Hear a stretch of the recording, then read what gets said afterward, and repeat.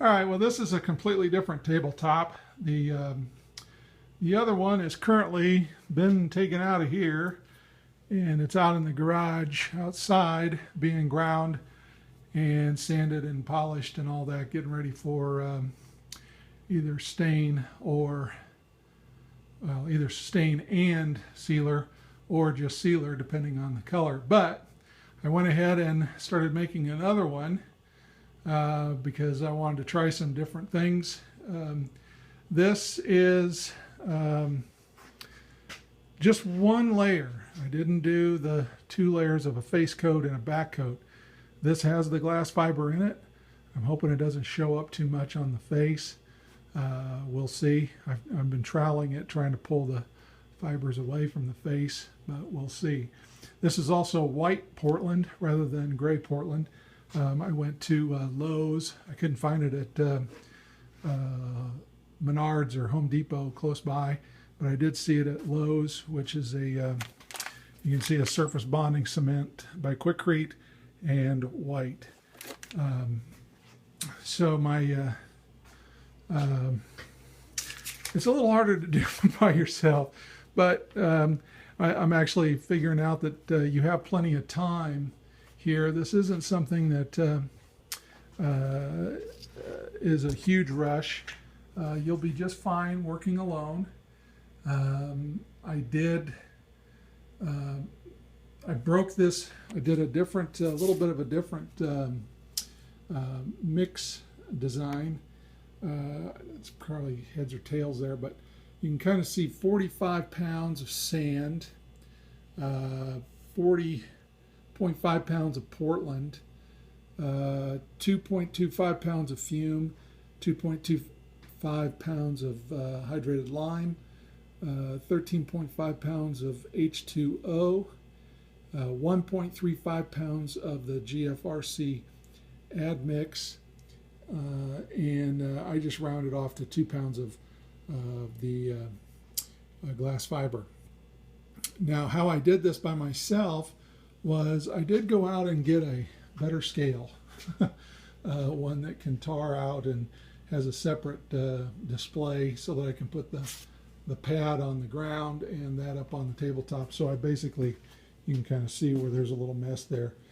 The pad was down here on the ground and the readout was up there, so that I could kind of mix things a little bit better. What I did was with this, since I was by myself, I first off divided it up, and then I mixed all my dry in my little tub there, figured out my water, and then once I did the half of this, I divided that half again in half to create a quarter, and I mixed a quarter at a time in 2 buckets, and the buckets are back here. I need to get cleaned, that one and that one, and then my water buckets were there. So that was I would divide out, that was a quarter of the water and a quarter of the water and a quarter of the dry ingredients and a quarter of the dry ingredients. So I mixed up a quarter of a time, and then I poured it out, and surprisingly I did it, last time I thought it was a little too runny, so I really watched the water, and with this mix ratio, I still ended up adding just a little bit of water, but it was really like more like really stiff mashed potatoes that have maybe been in the refrigerator for a couple of hours after you had Thanksgiving dinner. It wasn't real soft. Now, the reason I wanted it that way was because I can always get my hands wet with my gloves and kind of work it the way I want it as it's wet. So I kind of rolled it out, kind of played with it like Play-Doh. The more you play with it, the more it kind of gets workable too. So I just kind of rolled it out into balls or like ropes, and smashed it down. And I just kept smashing down. So the first 3 buckets, so three-fourths of this mix design went to the face, the actual pour all the way across the flat, and 1/4 went to create the edges around the mold. And you can see I again worked it up over the edge. It's really important that you kind of work this up over the edge, and you can kind of see it there. That way it kind of clings. Again, the mold was all waxed. Well, first, before it's waxed, it's caulked. Let the caulk dry, and then it's waxed with Johnson's paste wax, and then I start squishing it in. So it's a lot of fun. This is something if you want to have your kids help you, playing with cement Play-Doh basically is what you're doing. Now, once you come to the kind of the finish work, you can kind of take over. Now you can see where you can kind of see a difference if you're really kind of looking close. You can see I've troweled. And again, this isn't the face, this is the back side, the underside. But you can see, obviously I can trowel it. And since I have this rounded, I used a pool trowel in this one instead of a square trowel, so I kind of was able to create these kind of rounded corners with a pool trowel. But you can kind of see where I'm just smashing it down with my hands and smoothing things. It's not nearly as nice as when you can trowel it. What I'm thinking I might try to figure out is kind of make my own curved trowel for the depth I want. So if I want like a 3/4 inch sidewall or whatever, I would have the curved trowel however deep I want it, and then one edge would butt up against the frame, and then the other side of the curve would fit down in there, and then I could trowel, and it would be an arch. So, well, no, I'd probably square off the top, so that, and then I'd still have to kind of go back and work it over the edge a little bit so that it doesn't slump. When you're working it, if you don't bring it up over the edge, you can see right there I'm getting a little bit of a slump. It will slump on you. So, and the more you work it, obviously, the more work, the more liquid it becomes, and the more you want it to slump. So try to get it in there real rough at first. Don't worry about speed. You got plenty of time. Like I said, you can always get your hands a little wet. I use those black or blue nitrile gloves, and that helps. Of course, I'm not wearing them now, but anyway, so this is the next one. Again, this is just one coat.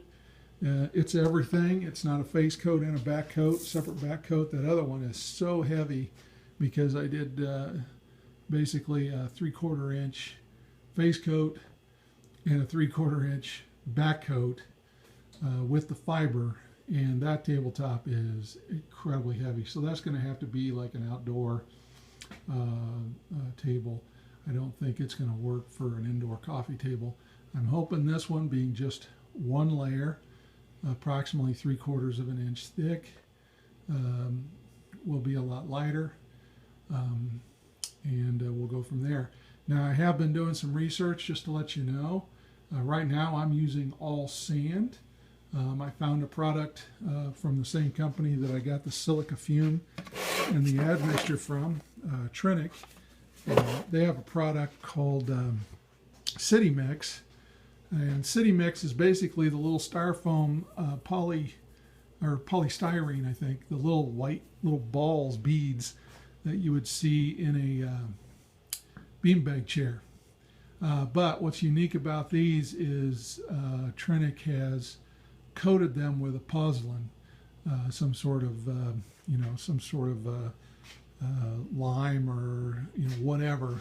They've coated these little beads with, so there's no static, and it mixes well. But it basically, you can replace your sand. I don't know if I'd go 100%, but anywhere from 50 to 80%, depending on how lightweight you want the final end product, and of course how much weight it's going to be required to hold, and things like that may or may not. I don't know. I'll have to look into it a little more to find out with the aggregate of sand versus the city mix or some sort of other lighter aggregate. I've also seen some people that have used vermiculite, sawdust, hardwood if you can, rather than softwood pine because of the saps, but hardwood sawdust, vermiculite, ash, and all of this is a replacement by volume rather than weight. So once you'd fill up your bucket with your, like with me, I had 45 pounds of sand for the total.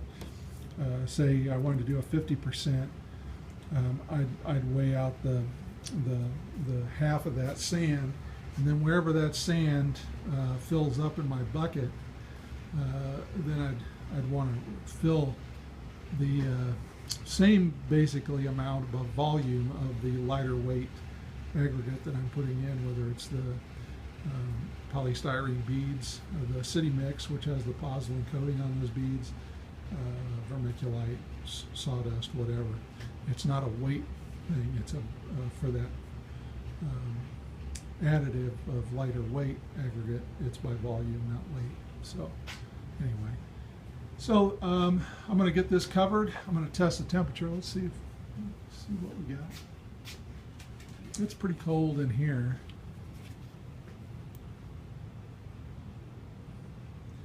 Yeah, it's only 63.5 degrees Fahrenheit. Let's see what it is over at 64. I'm on that corner.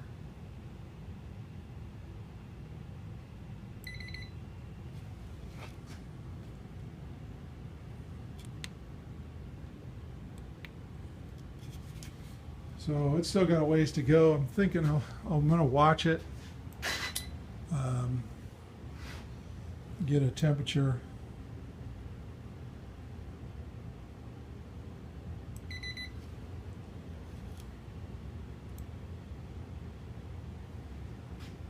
I'm hoping this will get up to somewhere in the low 70s, possibly 80s.